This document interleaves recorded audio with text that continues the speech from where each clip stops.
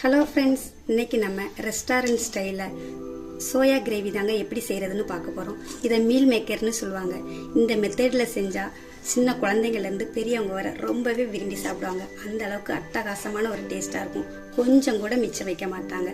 இந்த டேஸ்டியான கிரேவியை வாங்க எப்படி செய்கிறதுன்னு பார்க்கலாம். ஃபஸ்ட்டு சோயா கிரேவி செய்கிறதுக்கு நான் 1 கப் சோயா எடுத்திருக்கேன். இப்போ இதை கொதிக்கிற வெந்நீரில் போட்டுடலாம். வெந்நீர் நல்லா இந்த மாதிரி கொதிக்கிறப்போ இது கூடவே 1 டீஸ்பூன் உப்பு சேர்த்துக்கோங்க. இப்போ இது கூடவே நம்ம எடுத்து வச்ச சோயாவையும் சேர்த்து ஒரு 3 நிமிஷத்துக்கு நல்லா கொதிக்க விட்டு வேக வச்சு எடுத்துக்கோங்க. இப்போ இந்த சோயாவை நல்லா கலந்து விட்டுக்கலாம். நான் சின்ன சைஸ் சோயா எடுத்திருக்கேன். நீங்க இதுக்கு பதிலாக பெரிய சைஸ் சோயாலையுமே நல்லா செய்யலாம். 3 நிமிஷம் ஆகுதுங்க. இப்போ இதை நம்ம வெளியில எடுத்துடலாம்.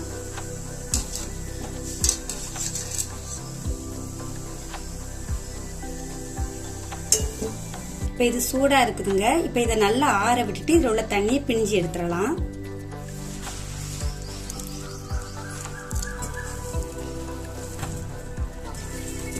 இப்போ ஸ்டவ்ல ஒரு பேன் வச்சிருக்கேன். அதில் ஒரு 2 ஸ்பூன் எண்ணெய் சேர்த்துக்கலாம்.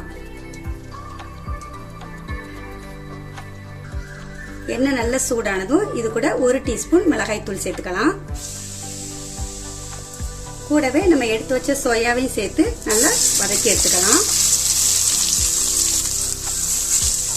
நான் காஷ்மீரி மிளகாய் தூள் சேர்த்திருக்கேன். இதுக்கு பதிலாக நீங்க நார்மல் மிளகாய் தூள் சேர்க்கிறதா இருந்தாலும் அழகா சேர்த்துக்கலாம்.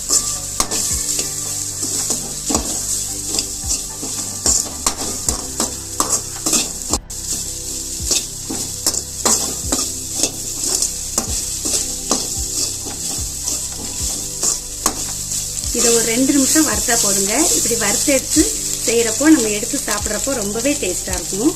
இதை எடுத்துடலாம். இப்போ அதே பேன்லயே 2 ஸ்பூன் எண்ணெய் சேர்த்துக்கலாம். எண்ணெய் சூடானதும் 2 பட்டை, 2 கிராம்பு, கூடவே 2 பெரிய சைஸ் வெங்காயத்தை பொடிசா கட் பண்ணி வச்சிருக்கேன். அதையும் சேர்த்துக்கலாம். வெங்காயத்தை லைட்டா வதக்கிக்கலாம்.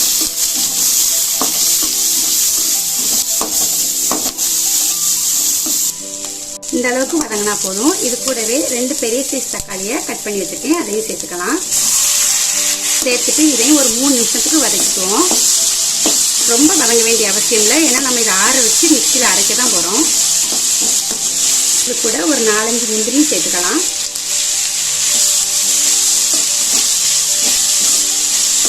முந்திரி சேர்த்து அரைக்கிறப்போ நல்ல கிரீமியாக டேஸ்ட் ரொம்பவே நல்லாயிருக்கும். வெங்காயம் தக்காளி நல்லாவே வதங்கிட்டுங்க. இப்போ இது கூட தேவையான மசாலாவை சேர்த்துக்கலாம். 1/4 ஸ்பூன் மஞ்சள் தூள், 1 டீஸ்பூன் மிளகாய் தூள், 2 டீஸ்பூன் மல்லித்தூள், 1/2 டீஸ்பூன் கரம் மசாலா, 1/4 டீஸ்பூன் மிளகுத்தூள். இப்போ இது எல்லாத்தையும் சேர்த்து லைட்டாக ஜஸ்ட் 1 நிமிஷத்துக்கு மிக்ஸ் பண்ணிட்டு நம்ம ஸ்டவ் ஆஃப் பண்ணிடலாம்.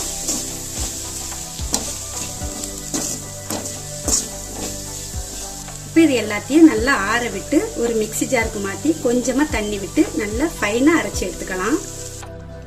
இந்த அளவுக்கு நல்லா ஃபைனாக அரைச்சி எடுத்துக்கோங்க. இப்போ ஒரு கடாயில கொஞ்சமா எண்ணெய் சேர்த்துக்கலாம். எண்ணெய் நல்லா சூடானதும் 1 டீஸ்பூன் சோம்பு சேர்த்துக்கோங்க. சோம்பு நல்லா பொரியவுமே நம்ம அரைச்சி வச்ச மசாலாவை அது கூட சேர்த்துக்கலாம்.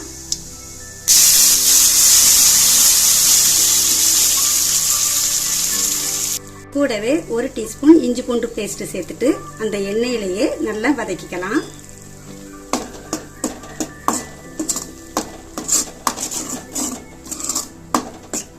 உங்கள்கிட்ட இஞ்சி பூண்டு பேஸ்டா இல்லைன்னா வெங்காயம் தக்காளி வதக்கிறப்போ ஒரு 4-5 பல் பூண்டும் சேர்த்துட்டு ஒரு துண்டு இஞ்சியும் சேர்த்து அரைச்சிக்கோங்க.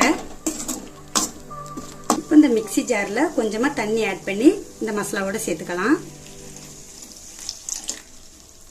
இதையும் நல்லா கலந்து விட்டுக்கோங்க. இப்போ இந்த மசாலா கூடவே நம்ம வறுத்து வச்ச சோயாவையும் சேர்த்துக்கலாம். சேர்த்துட்டு நல்லா கலந்து விட்டுக்கோங்க. கலந்து விட்டு ஒரு 2-3 நிமிஷத்துக்கு நல்லா எண்ணெய் பிரிஞ்சு வருது வரைக்கும் இது வேகட்டும். இப்போ இந்த கிரேவிக்கு தேவையான கொஞ்சமா உப்பு சேர்த்துக்கோங்க. நம்ம ஃபர்ஸ்ட் சோயா வேக வைக்கிறப்போ போட்டிருக்கோம், அதனால பார்த்து சேர்த்துக்கோங்க. இதை நல்லா கலந்து விட்டுக்கலாம்.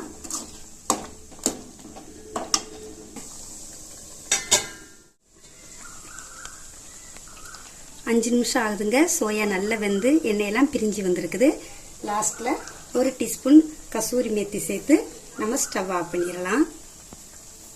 நல்லா கையால் க்ரஷ் பண்ணிட்டு சேர்த்துக்கோங்க. உங்கள்கிட்ட இது இல்லைன்னா இதுக்கு பதிலாக கொத்தமல்லி இலையை பொடிசாக கட் பண்ணிட்டு சேர்த்துக்கோங்க.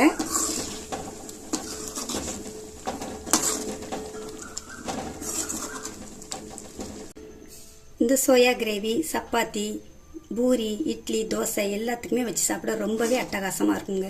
ஒயிட் ரைஸ்லையுமே வச்சு சாப்பிடலாம், அவ்வளோ அருமையாக இருக்கும். குழந்தைகள்லாம் இந்த மெத்தடில் செஞ்சு கொடுத்தா ரொம்பவே விரும்பி சாப்பிடுவாங்க.